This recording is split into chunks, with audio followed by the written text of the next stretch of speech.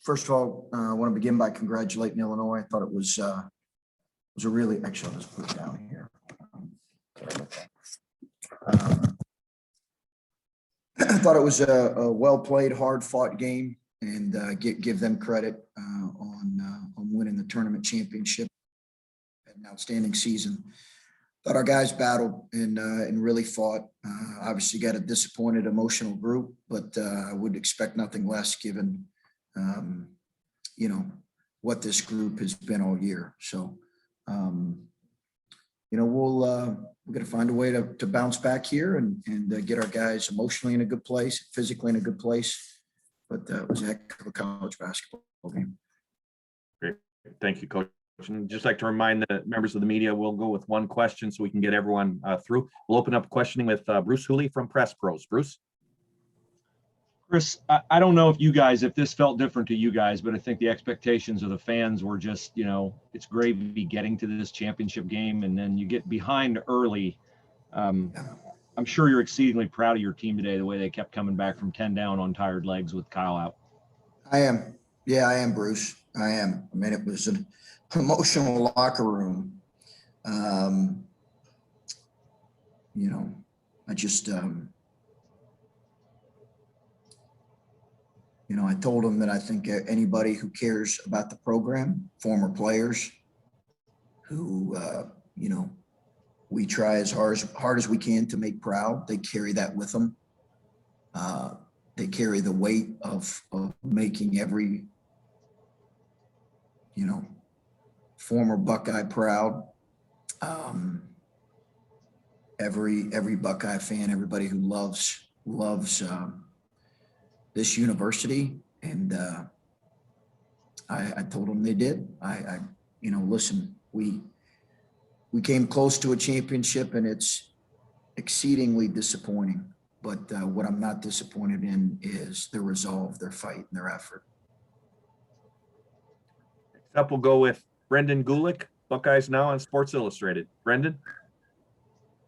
Chris, you talk about that effort, starting the game with 1 of 16 from the floor, and yet the body language was not particularly negative. Guys weren't hanging their heads. Nobody was pointing fingers at each other, and I think it really helped in the tail stretch of the first half where you hit 10 of 12 shots. What did you notice when maybe you guys got in a huddle there after having that 1 for 16 start and the switch flipped and then the game became competitive? I thought, to be honest with you, I thought we settled a little bit too much offensively. And then, we had to change our ball screen coverage because we were getting picked apart, and we thought it was the correct way. We just had to make some adjustments there. And then honestly, I thought that we had to get into the rhythm of the game. And I thought some of our finesse offense was led to some of our finesse defense. And I think once we dug our heels in a little bit, but give Illinois credit, they made shots, they made plays, they're difficult to guard, and they got us on the glass. They're a really good team. But it wasn't like we were playing against anybody out there. We're playing against a really good team, but we also needed more bite on both ends. Next up, we'll go to Bill Landis with The Athletic. Bill? Chris, I suppose this guarantees you nothing moving forward, but it does seem like you guys came to Indianapolis and found a way to play some of your best basketball and played in some really kind of high leverage games that I'm sure will suit you well moving forward. Just how do you feel about that? I know the loss is disappointing, but it did seem like you had to get something back in terms of playing with a little more confidence, and that appeared to happen. Yeah, I think so, Bill. I do agree with that. I think that we needed that. The Minnesota win was important. I'm not going to, say that it wasn't important to get feeling better about us. And then I think we carried some of that momentum, and guys obviously, tasted the opportunity to win a championship. And I think it was important for us to play well. And I said, I did not think we were playing poorly in that closing stretch, with the exception of large stretches of the Iowa game where I did not think we played well. I thought some of the other games we were, but we needed to raise our level. I think we did that. to your point, Bill, there are no guarantees. And we've got to find a way to, continue to do that because as everybody on this call knows, every game is a challenge in the tournament and there are no easy ones. So I think it was important for us to play well. I thought we had some of these halves were some of the best halves of our season. They just were, I think we can build on that. Next up, we'll go Steve Hellwagon with 24/7 Sports. Steve? Yeah, Coach. Go back to the beginning of the season. You're picked middle of the pack Big Ten, and you come out of this with a number 2 seed in the NCAA, the highest seed Ohio State's had in 8 years. Just a thought, I guess, about, you haven't arrived or anything like that, but it is a much better position than you found this thing in 4 years ago. And I don't know, just your thought about what was put into this season and the opportunity you have lying ahead the next several weeks. Well, you mentioned it, opportunity, and it begins on, our first game. But Steve, I think I have given that some thought. I think, the opportunity to play for a championship, Steve, was really, really important for us. We thought we might have had a chance in the regular season in the last 3 or 4 weeks, but we just couldn't quite get there. The opportunity to play for a championship was very important for us as a group, because I think when you have an opportunity to be in games like this, it only makes you hungrier. It only makes you hungrier. And there's no question about it. It elevates everybody in the locker room. And, listen, I'll wait to make too many postscripts on our season. I'm well aware of where we were picked early, and I feel, I feel really good about this group, but we are climbing, and we are still climbing, and we're trying to stay in the moment as much as possible. But there's no question, as I reflect back on this moment, Steve, playing for a championship was really important for this group. Thanks. We'll go to Adam Jardy with the Columbus Dispatch. Adam? Chris, as you talk about this, you keep climbing, you keep building. The fact that you guys, with tired legs, and were able to dig in a game that easily could have gotten out of hand and stayed out of hand. I know you've talked this season about just a strong belief in this team's ability to overcome adversity, but what did you see specifically in that avenue today as far as forcing this game on tired legs into overtime the way you did, and to do it without Kyle? Do you have any thoughts on him going forward? I don't know yet on him, Adam, to be honest with you. I don't know. And I'm not sure when we'll know specifically on him. He was with us. He was in the locker room today, Adam. But yeah, I mean, words like resiliency and toughness and grit, they get used too much. But this group has it. They have it. They have that. They do. And if you followed us, like all of you have, you know that. And, we don't play perfect or coach perfect, but we have that. We do have that. Next up, we'll go to Stephen Means with Cleveland.com. Stephen? As you said that for a couple of games now, how much of that learning about your team, and how much did you learn that they had this it factor in them over the last 4 days in comparison to maybe what you learned during that 10-1 stretch that they had in January, February? Yeah, I think you're always learning, Stephen. I think I learned more this week because of how difficult the closing stretch of the season was. You saw us on senior day, guys. They couldn't. They just were devastated. And I think I learned.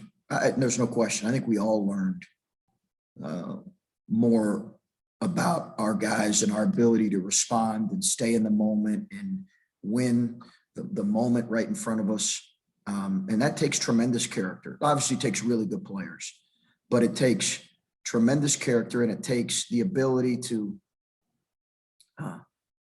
grow in that area, doing hard things as the season goes on, and embrace that. And I think that it was a really, I think, seminal moment for us to see how we responded to that tough stretch. We're going to finish up with the last couple of questions here. We'll go with Clay Hall, WSYX Channel 6. Clay? Yeah, Chris, I'm sorry, I just came up from the set, so I've missed most of this. But considering the mileage on your team, will 4 days be enough rest to get this thing cranked up and ready to go? Do we know when we're playing yet? I read Friday. Is that true or not? You know what time at all? Okay. It's a good question, Clay. Certainly not going to use it as an excuse, but we've got to get our medical staff and our team in a good place physically. And, we got to get ourselves right. I think emotionally we'll bounce back. But we got to get ourselves rested and right. I do think that, Clay, to your point, I didn't know when we played until you just said that, and Dan just told me. So, yeah, it's priority number one for us. But considering what you just went through and how much your team maybe has proven to you, how anxious are you to see what can happen in the next couple of weeks? I mean, I love this group. I absolutely love this group. I love them. Our coaching staff loves them. So I can't wait to get back to work with them. But I'm excited about the next opportunity we get a chance to do this again. I really am. Thank you. Next up, we'll go with Patrick Murphy, 24/7 Sports. Patrick? Chris, can you take us in the locker room? Obviously, disappointment with losing the game, but as you mentioned, there is quite the opportunity ahead of you here in the tournament. What were the guys like? What were you like? What was the emotions and whatnot in the locker room?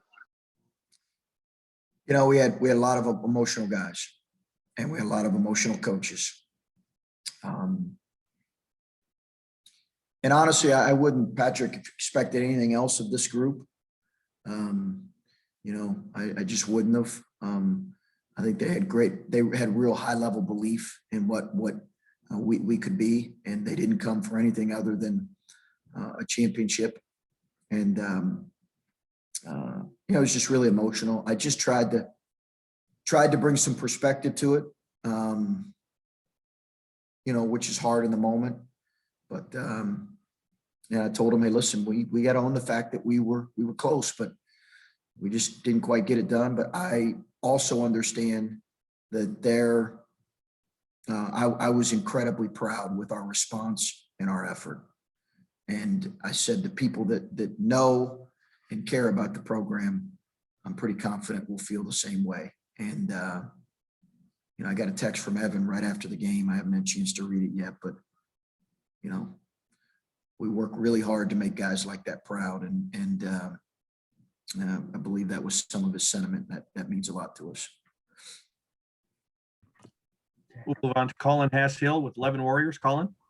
Chris, I know you said that, emotionally you feel like you guys will be able to bounce back, but, just how tough was it these past 4 days emotionally to go through all of the ways that these games sort of took you guys? And obviously you finished just a little bit short, and now you have 4 days to respond and get back on the horse for the tournament. Yeah, Colin, I think,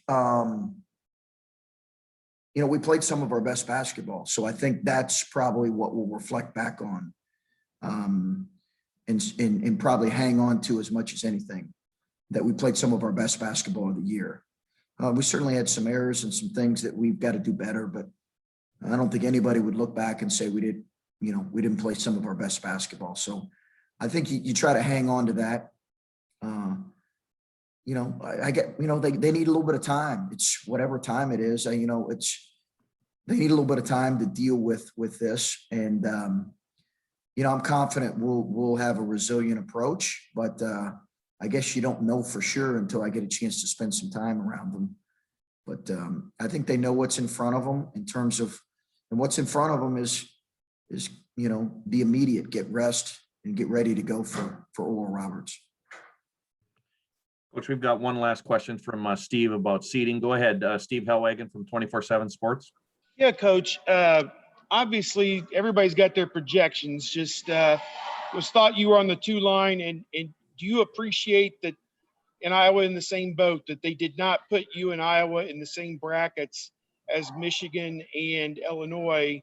Familiarity, unfamiliarity, I don't know which way that cuts, but just seems like a fairness issue that you're not going to have to play teams that you've already played 2 and 3 times until you get potentially to the Final Four if it works out. Just your thought about, as one of those 2 seeds, how they placed you.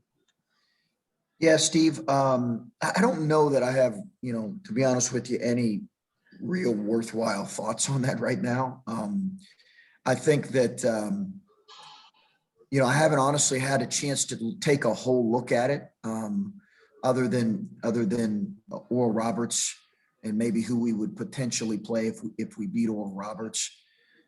So that's news to me. And I'm not even sure that I'm familiar enough with all of how that works this year. Maybe I am in a different year when you're talking about regions and geography.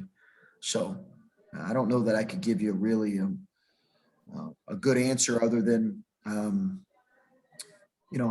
glad the Big Ten is well represented, and hopefully we can perform well. And Coach, we have one last question. This goes to Sean Dunnigan from WBNS 10 TV. Sean? Chris, as disappointing as this loss is do you see it as possibly a good thing that the tournament is just right around the corner for everybody just to get back up real quick after this game? Yeah, I think I think I'm glad we're not playing on Thursday. I'm glad we're not playing in a normal situation on Thursday, given the fact that we had 2 overtime games and 4 games that were challenging. So I think that might be too quick for us. But listen, our guys were well aware of what was next. I just think they were so locked into the moment, which is the way they need to be.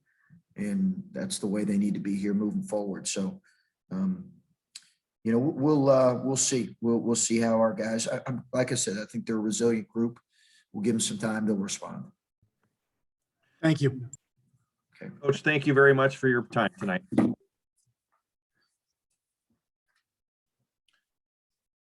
right, folks, that'll do it. Everybody have a great evening. Oops. Thanks, everybody. Thanks, guys. Thank you. Thanks. Thanks, Jerry.